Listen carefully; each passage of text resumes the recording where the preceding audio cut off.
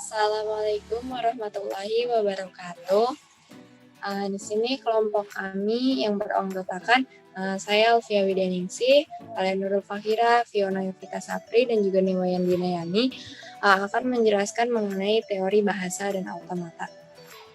Baik, di sini saya akan menjelaskan mengenai teori bahasa dan automata. Di mana teori bahasa dan automata merupakan bagian dari teori komputasi pada ilmu komputer. Beberapa teori komputasi ini datang dari bahasa dan rekayasa sistem, terutama yang berbasiskan matematika. Dalam hal ini, penekanannya adalah pada pemecahan masalah. Melalui contoh-contoh ilustrasi, masalah dapat dikenali latar belakangnya dari suatu konsep dan hubungannya dengan definisi dan teorema yang ada. Kemudian, untuk arti dari teori bahasa dan otomatanya sendiri, yaitu untuk teori bahasa adalah sekumpulan kalimat untuk kepentingan perancangan kompilator dan proses naskah. Sedangkan untuk automata yaitu dia adalah mesin abstrak yang dapat mengenali, menerima, dan membangkitkan sebuah kalimat bahasa tertentu. Tentu saja dalam teori bahasa dan automata ini terdapat tingkatan bahasa pemrogramannya. Yang pertama yaitu ada tingkat bahasa rendah, di mana bahasa ini adalah bahasa yang sangat jauh dari bahasa manusia atau kayak sulit dikenalin gitu atau dipelajari. Dia seperti instruksi bilangan biner atau contohnya itu kayak bahasa mesin. Kemudian yang kedua ada tingkat bahasa menengah. Nah, bahasanya ini udah deket dengan bahasa manusia, tapi satu tingkat di atas bahasa tingkat rendah atau bahasanya itu udah ada yang dimengerti. Contohnya yaitu bahasa assembly. Kemudian yang ketiga ada bahasa tingkat tinggi, di mana bahasanya itu sudah mendekati bahasa manusia, sudah dipahami oleh manusia. Contohnya itu kayak bahasa pemrograman, bahasa C++, Java, PHP, dan lain-lain. Kemudian seperti yang dijelaskan di sebelumnya, bahwa di teori bahasa dan automata ini ada proses perancangan kompilator ini ya. Nah, kompilator atau kompilasi itu adalah ilmu yang mempelajari bagaimana kita dapat merancang dan membangun bahasa pemrograman. Terus kenapa penting? Karena dalam proses komputasi ada bagian penting dari yang merancang mesin dan mampu melakukan intelektual, misalnya kayak perhitungan gitu. Dari contoh gambar yang ada di sini, yang ini, kompilator atau kompilasi ini bisa disebut kayak perantara antara manusia yang ingin berinteraksi dengan komputer. Melalui kompilator ini bisa dimisalkan seperti pada gambar di samping, dimana saat kita menuliskan program dalam bahasa tingkat tinggi, misal bahasa C++, untuk berinteraksi dengan komputernya kita membutuhkan proses kompilasi. Kenapa? Karena proses kompilasi ini yang akan menerjemahkan atau mengubah program kita menjadi bahasa yang dimengerti oleh komputer. Atau kayak contoh simpelnya, pas kita mau bicara atau mau komunikasi dengan orang yang berbeda bahasa, nah di situ kita membutuhkan seseorang yang mengerti dengan bahasa itu, atau bisa disebut sebagai kita butuh seorang penerjemah gitu. Kemudian di sini ada contoh dari mesin otomata sederhana, di mana di sini ada key 0 ya. Key 0 ini disebut sebagai initial state. Kenapa dia disebut sebagai initial state? Karena dia tidak terhubung atau tidak dari state lainnya gitu. Dalam mesin otomata sederhana ini ada 6 state. State itu yang lingkaran, yang key 0, key 1, key 2, key 3, 4, dan 5. Kemudian ada final state. Final state ini yaitu ujung atau dari akhirnya mesin otomata. Biasanya dilambangkan dengan lingkaran yang ada dua gini, double gitu. Kemudian ada simbol input, yaitu ada A, D, dan U. Simbol input ini mewakilkan dari input-input yang akan dimasukkan. Misal dari key 0 dengan inputan A, nah A ini akan masuk ke kemana? Di sini masuknya ke state key 1. Kemudian ada inputan dari key 1 dengan inputan D, dia masuk ke key 2 gitu, dan seterusnya. Kemudian di sini ada keterangan bahwa string input diterima jika mencapai final state, selain itu ditolak. Kemudian pembacaan simbol pertama dimulai dari initial state dan perpindahan state berdasarkan simbol yang dibaca. Jadi bisa kita lihat di sini kan ada A, D, A. Dengan A, D, A berarti ini string inputnya diterima. Kalau misal dia dari A, D, U, dia juga diterima. Tapi kalau misalnya dia A, D, D, berarti string inputnya ditolak karena dia tidak mencapai di final state gitu.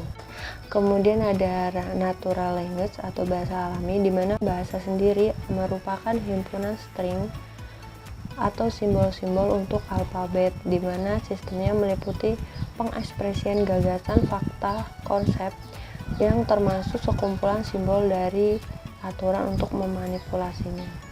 Sedangkan untuk bahasa alaminya sendiri ialah bahasa komunikasi yang digunakan manusia atau bahasa yang biasa digunakan manusia sehari-hari, contohnya seperti bahasa Indonesia, bahasa Inggris, dan lain-lain.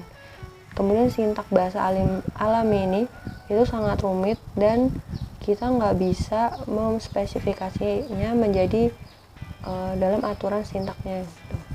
Di sini ada pemrosesan bahasa alami atau juga dikenal sebagai linguistik komputasi, di mana studi ini membahas dari bahasa perspektif komputasi dengan fokus pada interaksi manusia dan komputer.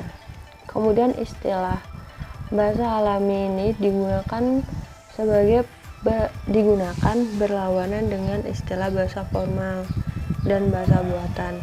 Tetapi perbedaannya penting atau bahwa bahasa alami sebenarnya tidak dikonstruksi sebagai bahasa buatan dan tidak benar-benar muncul sebagai bahasa formal. Tapi mereka dianggap dan dipelajari seolah-olah itu adalah bahasa formal pada prinsipnya.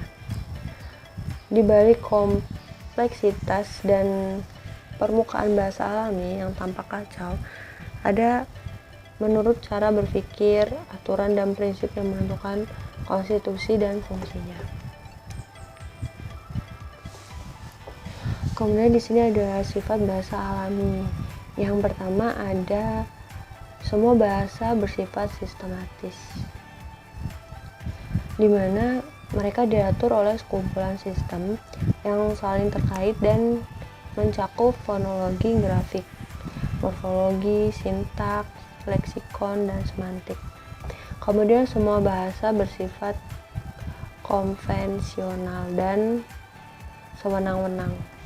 Mereka mematuhi aturan seperti menetapkan kata tertentu untuk hal atau konsep tertentu, tapi tidak ada alasan bahwa kata khusus ini awalnya ditetapkan untuk hal atau konsep khusus ini.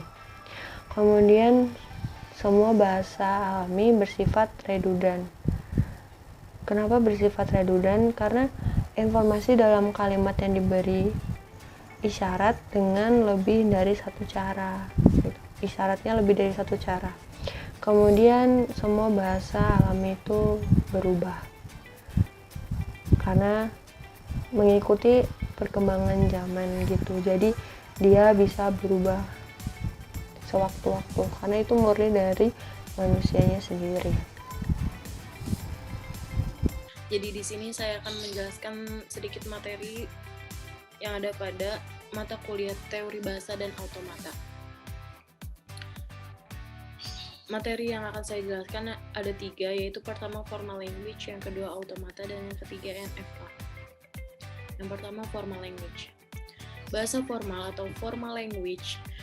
Teori bahasa membicarakan bahasa formal atau formal language, terutama untuk kepentingan perancangan kompilator atau compiler dan pemroses naskah atau teks prosesor. Bahasa formal adalah kumpulan kalimat.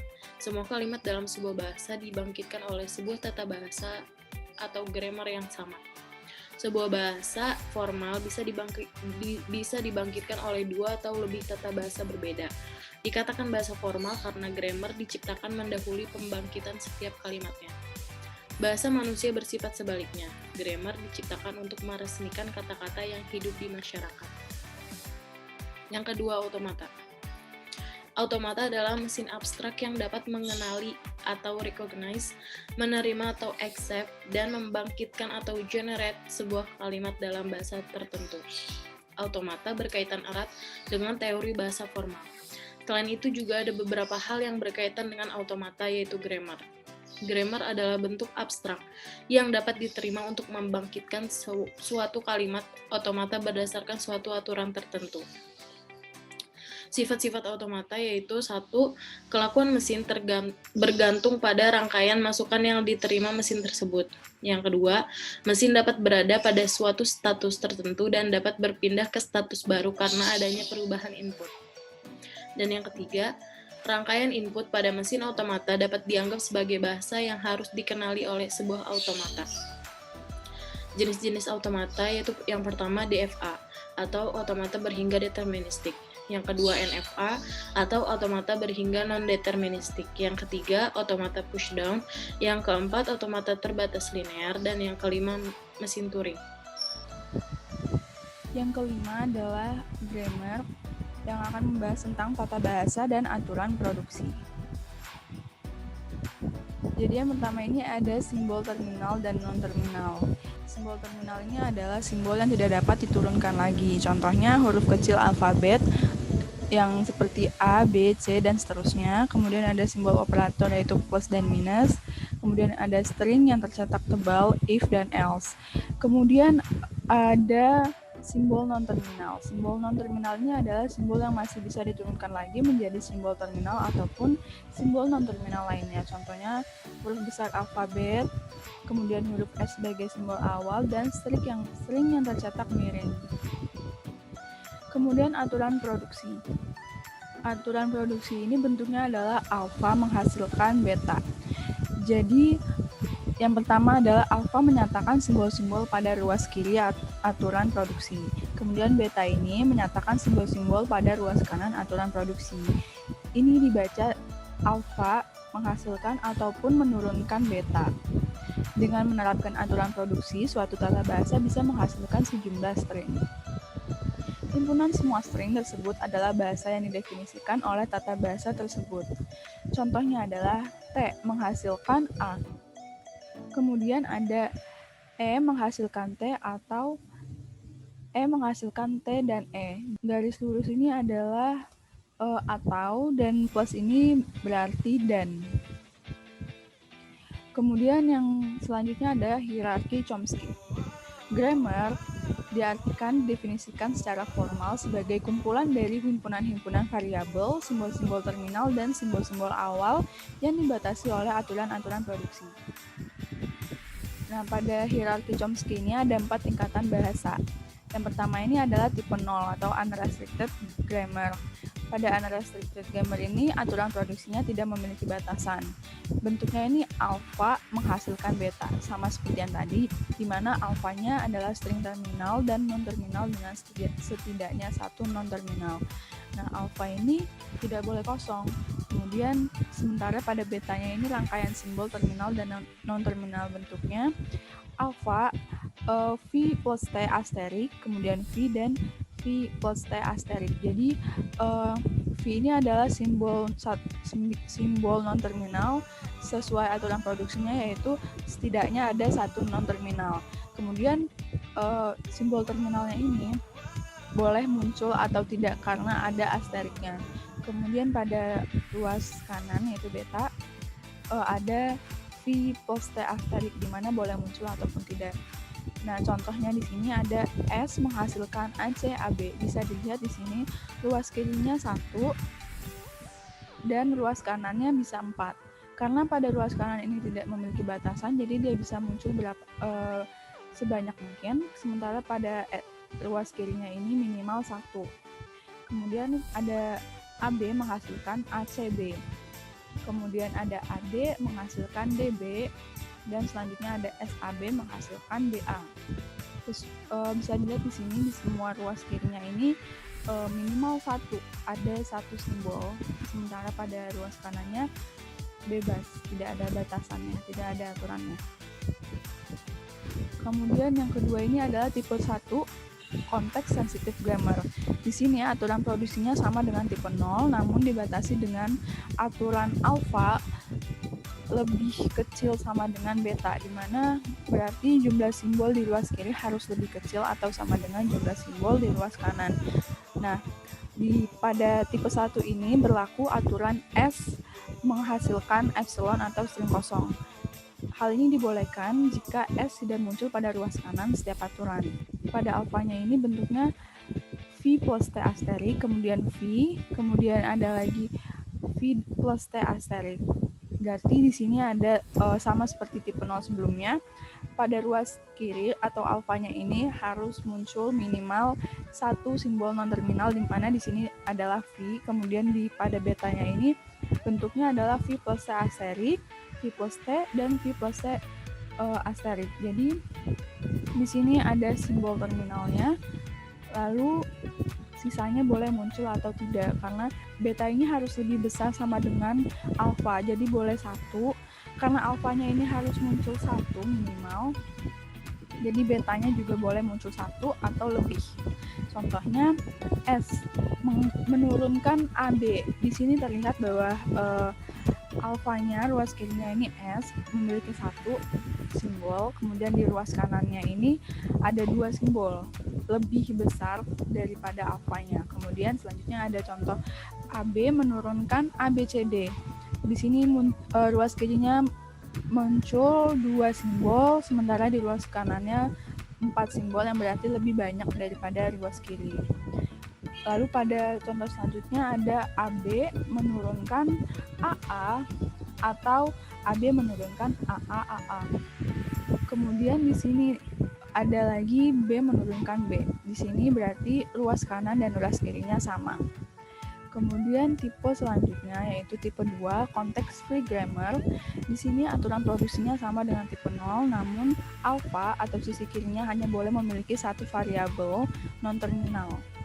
Dan betanya tidak memiliki batasan.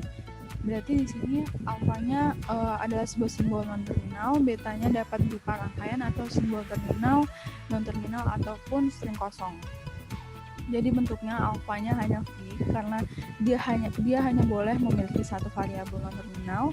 Betanya boleh V plus T asterik, yaitu boleh muncul ataupun tidak. Nah, contohnya ini S menurunkan XA, lalu X menurunkan A. Dilihat di sini ruas kirinya hanya 1, sementara di ruas kanannya ini memiliki lebih dari 1 boleh, sementara 1 boleh. Kemudian di sini selanjutnya ada X menurunkan AX, X menurunkan ABC, X menurunkan epsilon atau string kosong. Jadi di sini ruas kanannya boleh lebih dari 1, boleh 1 ataupun boleh string kosong. Selanjutnya yaitu tipe 3 atau regular grammar. Ini adalah tipe yang terakhir. Di sini aturan S menurunkan epsilon diperbolehkan jika S sudah muncul pada ruas kanan setiap aturan. Alpha adalah sebuah simbol non-terminal, sementara betanya adalah simbol terminal atau simbol terminal dengan sebuah simbol variabel yang jika ada, maka simbol variabelnya ini terletak pada posisi paling kanan. Nah, di sini bisa dilihat bentuknya alpha bentuknya hanya V, yaitu simbol non-terminal, sementara pada beta ada T asterik atau T asterik V. Di sini berarti bisa simbol terminal saja ataupun simbol terminal dengan sebuah variabel yang terletaknya pada posisi paling kanan. Kemudian di sini contohnya X menurunkan A atau X menurunkan AY. Di sini ada satu, pada ruas kiri ada satu simbol, kemudian di ruas kanannya bisa satu maupun lebih. Kemudian ada X menurunkan epsilon, B menurunkan CD, S menurunkan ABB. Yang keenam adalah kegunaan teori otomata untuk mendesain dan mengecek perilaku rangkaian digital. Kegunaan teori otomata ini adalah contoh mesin otomatanya, di mana ada dua state yaitu on dan off. Dari state on, jika diberikan inputan 0, maka dia akan pindah ke state off. Kemudian jika state off diberi inputan 1, maka dia akan menjadi state on. Selain yang telah disebutkan, kegunaan teori otomata juga ada sebagai penganalisa dan memeriksa teks. Sebagai penganalisa, kegunaan teori otomata berperan sebagai menganalisa leksikon compiler, yakni komponen compiler yang membuat teks input menjadi unit logik. Kemudian, kegunaan teori otomata untuk memeriksa teks berperan untuk memeriksa teks yang sangat besar, seperti halaman web untuk menemukan kemunculan kata-kata, frase-frase, dan pola lain. Contohnya, metode pencarian pada Google. Kemudian, bagian 9 yaitu FSA, yaitu DFA dan NFA. Finite state automata ini adalah model matematika yang dapat menerima input dan output. Finite state automata memiliki state berhingga banyak dan dapat berpindah dari satu state ke state lain berdasarkan input dan fungsi transisinya. Jadi, FSA ini tidak memiliki tempat penyimpanan memori, hanya bisa mengingat state terkini. Mekanisme kerjanya dapat diaplikasikan pada elevator, text editor, dan analisa leksikal. FSA dibagi menjadi dua, yaitu yang pertama DFA atau Deterministic Finite Automata, yang kedua NFA atau Non-Deterministic Finite Automata. Deterministic Finite Automata. Pada DFA, dari suatu state hanya ada tepat satu state berikutnya untuk setiap simbol masukan yang diterima. Contohnya pada di sini ada state Q0, Q1, Q2 dengan inputannya masing-masing, bisa kita lihat di sini. Kemudian secara formal, contoh ini dapat dinyatakan sebagai berikut. Key atau himpunan state ini berarti ada Q0, Q1, Q2, ada tiga state, kemudian sigma atau himpunan input. Di sini harusnya koma ya, maaf. Inputnya di sini bisa dilihat ada A dan B, hanya ada AB. Kemudian di sini S atau set awal yang berarti Q0. Kemudian ada F yaitu final state. Final state ini bisa banyak ya, tidak hanya satu. Berarti di sini final state-nya ada Q2 saja. Kemudian di sini adalah fungsi transisinya atau delta. Delta Q0 jika diberi input A, maka dia akan pindah ke state Q0. Kemudian jika delta Q0 diberi inputan B, maka dia akan pindah ke state Q1. Sementara state Q1 diberi inputan A, dia akan tetap di state Q1. Kemudian delta Q1 jika diberi inputan B, dia akan pindah ke state Q2. Kemudian pada delta Q2 jika diberi inputan A, maka dia akan pindah ke state Q1. Dan delta Q2 jika diberi inputan B, maka dia akan tetap di Q2, yaitu final state. Di sini saya akan menjelaskan NFA atau Non-Deterministic Finite Automata. Non-Deterministic Finite Automata atau NFA adalah salah satu bagian dari otomata berhingga atau finite state automata. Pada non-deterministic finite automata, dimungkinkan satu simbol menimbulkan transisi ke lebih dari satu kondisi dan memberikan beberapa kemungkinan gerakan sehingga keluarannya tidak dapat dipastikan. Non-deterministic finite automata atau NFA juga memiliki 5 tupel seperti FSA. Bedanya NFA dengan FSA yaitu FSA hanya memiliki satu simbol input di setiap state-nya, tetapi NFA bisa memiliki lebih dari satu simbol input di setiap state-nya.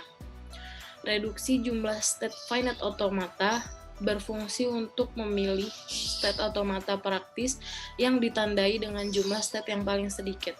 Reduksi artinya mengurangi jumlah state pada FSA tanpa mengurangi kemampuan dari suatu mesin otomata dengan cara menentukan distinguishable atau bisa dibedakan dan indistinguishable atau tidak bisa dibedakan. Perbedaan paling mendasar antara DFA dan NFA yaitu jika DFA, apabila state diberikan input, maka state akan selalu tepat menuju satu state. Berbeda dengan NFA. Jika state diberi input, mungkin saja bisa menuju ke beberapa state selanjutnya. 5 tupel pada NFA yaitu himpunan state yang bersimbol Q. Yang kedua, himpunan simbol input yang bersimbol sigma. Yang ketiga, fungsi transisi yang bersimbolkan seperti ini. Yang keempat, state awal atau initial state. Dan yang terakhir, state akhir dan atau final state. Di sini terdapat perbedaan antara DFA dengan NFA. Jika pada DFA tidak dapat menggunakan transisi string kosong. Namun NFA dapat menggunakan transisi string kosong. Pada DFA dipahami sebagai sebuah mesin, namun pada NFA dipahami sebagai beberapa mesin kecil yang melakukan komputasi di waktu bersamaan. Pada DFA, untuk state selanjutnya bisa ditetapkan dengan jelas, namun pada NFA, untuk state selanjutnya mempunyai banyak kemungkinan. Pada DFA lebih sulit dibuat, tetapi pada NFA lebih mudah dibuat. Pada DFA, waktu yang dibutuhkan untuk mengeksekusi string input lebih sedikit. Namun pada NFA, waktu yang dibutuhkan untuk mengeksekusi string input lebih banyak. Semua DFA merupakan NFA, tetapi tidak semua NFA adalah DFA. Pada DFA membutuhkan lebih banyak ruang atau space, namun pada NFA membutuhkan lebih sedikit ruang atau space. Selanjutnya ada ekspresi reguler. Ekspresi reguler memiliki pengertian yaitu bahasa yang disebut reguler jika terdapat FSA yang menerimanya. Biasanya ada pada teks editor. Formulator ekspresi reguler yang diaplikasikan untuk melakukan analisis leksika. Definisi ekspresi reguler ini ada string himpunan kosong, kemudian ini ada string kosong untuk setiap A elemen M, maka A adalah ekspresi reguler.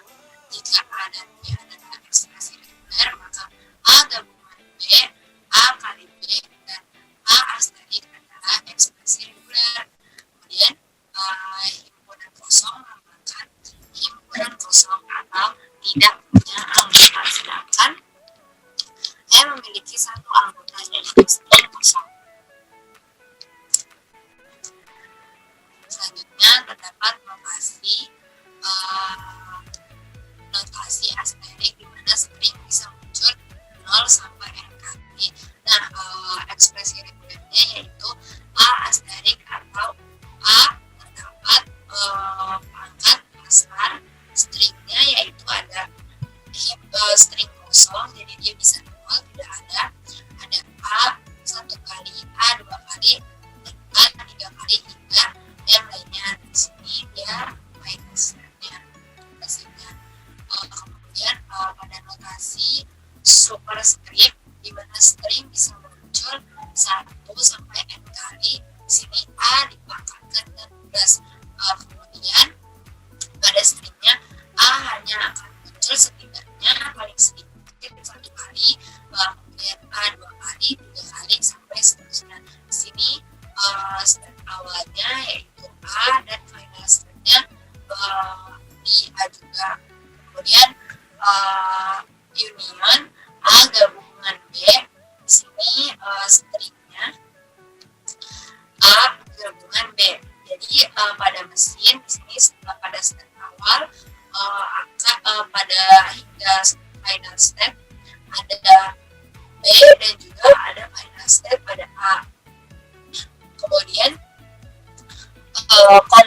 combination pada A kali B, maka bentuk pada mesinnya seperti ini. Final step-nya akan berakhir pada Q1.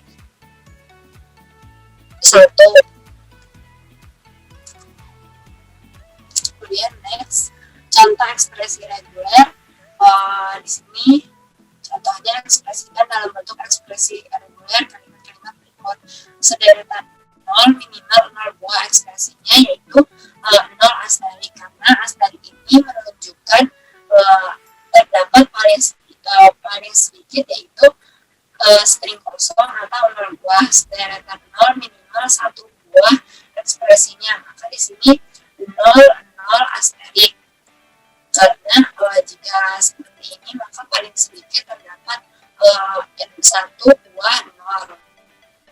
Kemudian sederetan 0 minimal 1 buah diikuti sederetan 1 sebanyak 1 buah atau lebih, maka ekspresinya seperti ini, karena ini 0 asterik 1 asterik, karena kan ketika nolnya hanya terdapat 1 maka paling sedikit itu adanya string kosong. Jika nolnya 2 maka paling sedikit 1 buah 0 dalam ekspresinya, dan ini 1 asterik, maka paling sedikit 1 buah angka 1 pada himpunan. Kemudian yang keempat, sederetan bit 0 dan 1 sembarang yang diawali dengan 0 dan diakhiri dengan 1, ekspresinya yaitu 0 dalam kurung 0,1 asterik kemudian 1, atau ditulis 0 dalam kurung 0 gabungan 1 asterik 1. Kemudian yang kelima, sederetan 1 dengan jumlah genap ekspresinya 1 dalam kurung 1 asterik. Sederetan 0 dengan jumlah genap diikuti dengan sederetan 1 dengan jumlah ganjil ekspresinya, diekspresikan dengan 0 dalam kurung 0 asterik 1 dalam kurung 1 asterik. Selanjutnya contoh ekspresi reguler lanjutan. Ini ekspresinya 1,0 asterik, sederetan bit 0 dan 1 dengan jumlah sembarang dan susunan sembarang.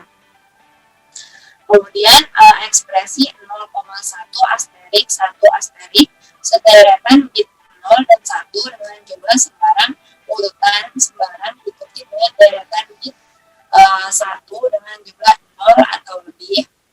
Kemudian yang ketiga, ekspresi 0 asterik dikali 1 asterik, deretan 0 kosong atau genap diikuti dengan deretan 1 kosong atau genap. Kemudian yang keempat, ekspresi 1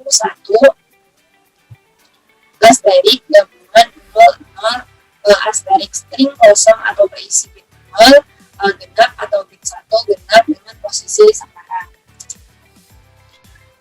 Kemudian ada sifat khusus ekspresi reguler. Sifat khusus ekspresi reguler, misal A dan B, di sini ada himpunan A plus B, maka dapat dijabarkan menjadi himpunan A gabungan himpunan B.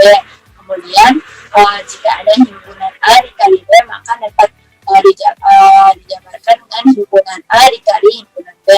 Kemudian himpunan asterik A dapat dijabarkan dengan himpunan A asterik.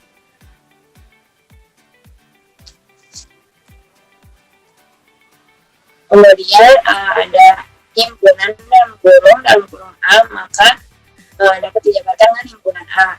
Contohnya yaitu 0 plus 1 dikali 0 asterik.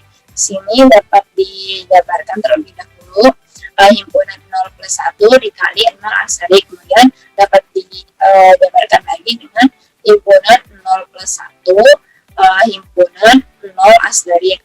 Sini himpunan 0 plus 1 kemudian dipecah lagi menjadi himpunan 0 gabungan himpunan 1 0 asterik, maka penjabarannya seperti ini. Nah, konstruksi NFA dari ekspresi reguler di sini Q0, Q1, Q2, maka final step-nya berada di Q2 sehingga ini ekspresi regulernya A, B. Kemudian untuk ekspresi reguler 0 dalam kurung 1 gabungan 0 asterik. Maka di sini Q0 kemudian Q1 dengan ekspresi 0, kemudian di sini kembali lagi dengan ekspresi 0,1. Maka ekspresi regulernya 0 dalam kurung 1 gabungan 0 asterik.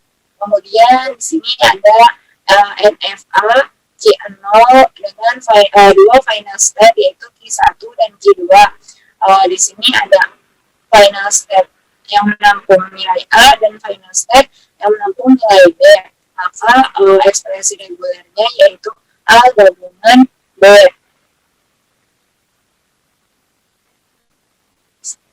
Sekian penjelasan dari kelompok kami.